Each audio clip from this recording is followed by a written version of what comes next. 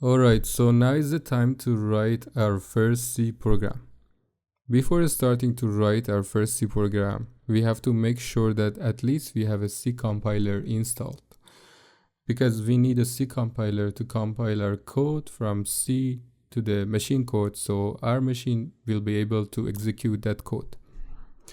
In this series of videos, I'm using LLVM. So for installing LLVM, you just come to github.com/llvm/llvm-project, and you can go to the releases,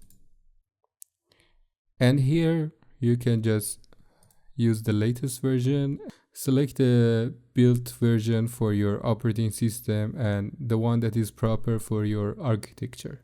So it has built for almost every famous operating system: Linux, Windows, and macOS.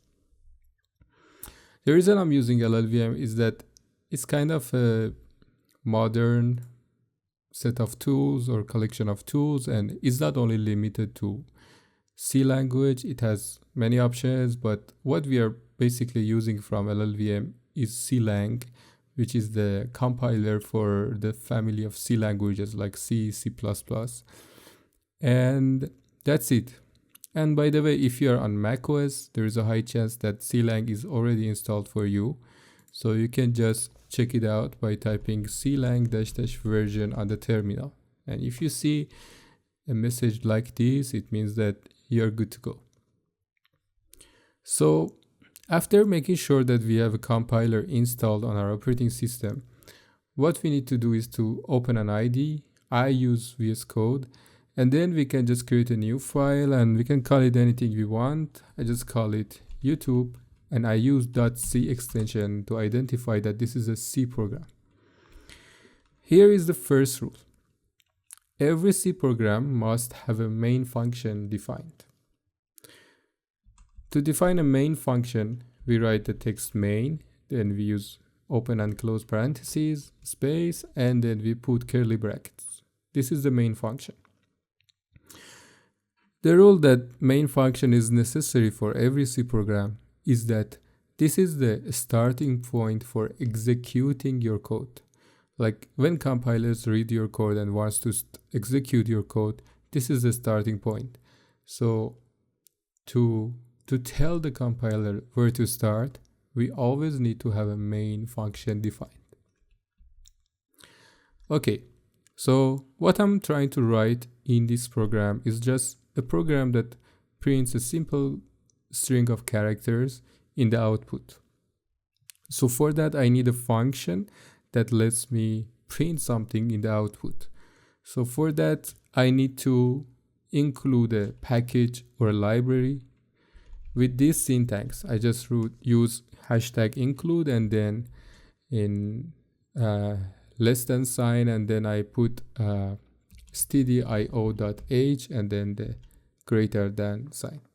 So this means to import or include this library into my code. So what happens with that? The thing is that when I include that, it means I can access every function that is defined in that library. So what I need from that library is printf. So I can just write printf. It is a function, so just remember that for every function we have to have an open parentheses and close parentheses, and then we pass it a string of characters. So here I pass hello world. Then I put a semicolon at the end. So here is the question. Why do we need to put a semicolon at the end of the statements in C language? The reason is that C language, unlike Python, is not considering a new line, a statement based on the line, so and based on the indentation and tabs. So it really doesn't matter if you write your code like this or this or this. These are all treated the same. So if that's the case, it means we need a way to specify how is the end of a statement, and that's with semicolon. And this gives us an option to define more than one sentence in a line. So I can have many sentences in one single line. So that's the reason that we always need to put a semicolon at the end of every statement in C language. Okay, that's pretty much the program. I just save it. I come to my terminal. I write clang. Then I use std flag or switch to tell Clang that I'm gonna use the C89 version. C89 is the version of the C that is published in 1989, and this is the first standard version of C, also known as ANSI. So I'm using this version of C for this tutorial because this is the core C language, and if you learn that, believe me, you're gonna understand almost everything with the latest version of C, because it's a language that it doesn't change pretty much and the structure is pretty much the same. So if you just learn the basics and the core of the C, you will understand the latest versions of C. But right now we don't want to just get distracted by small details of the language. So that's why we stick with C89. Then I'm gonna put the file name, which is youtube.c. Then I use the switch O to tell the compiler what I want to be the name of my executable. I just call it app.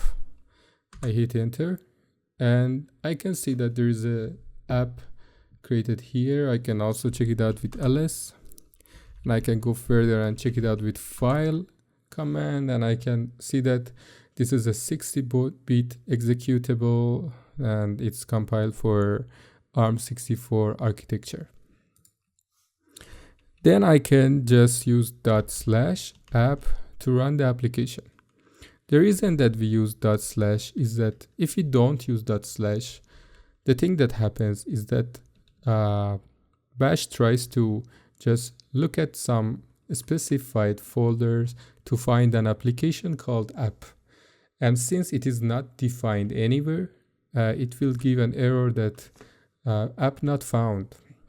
So when we specify /app, it means we are trying to run the app binary that is in the current folder that we are in, the current directory that we are in. So that just tells the Bash how to run this. So when you hit enter, you're gonna see the message hello world. Congratulations, you were able to write your first C program. That's it.